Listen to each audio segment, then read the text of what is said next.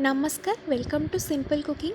आज आम बनवा जाऊँ ओडिया मानकर प्रिय खाद्य डालमा। तेज चलते जाना डालमा आम कौन कौन सामग्री दरकार आमको।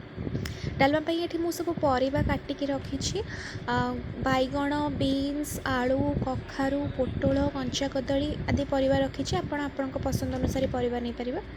अदा खंडे मुझे छेचिकी रखी 1 टेबल स्पून अदा छेचा आउ गोटे तेजपत्र आठ मु गोटे गिना डाली नहीं आम ताको 2-3 थर धोईदबा तापर डाली को सिझेबा। एठी मु गोटे डेक्ची अध डेक्ची पानी नहीं जाइए डाली सिझेबाई से गोटे स्वाद अनुसार लुण पकेले तापर हलदी पकेले 1 टेबल स्पून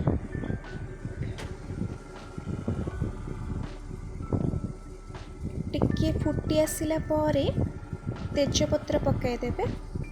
देखो फुटी आसला तेजपत्र पकाइबा तापर आम धुआई रखि डाली को पकईदबा।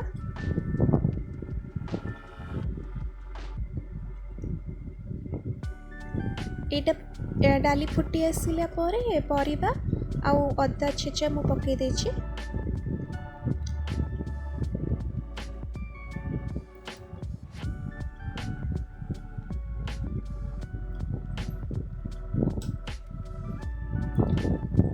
देखंतु परिबा धीरे धीरे सिझी आसलानी।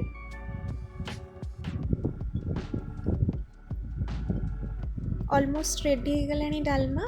या पर आमे खाली छुंक प्रस्तुत करिबा।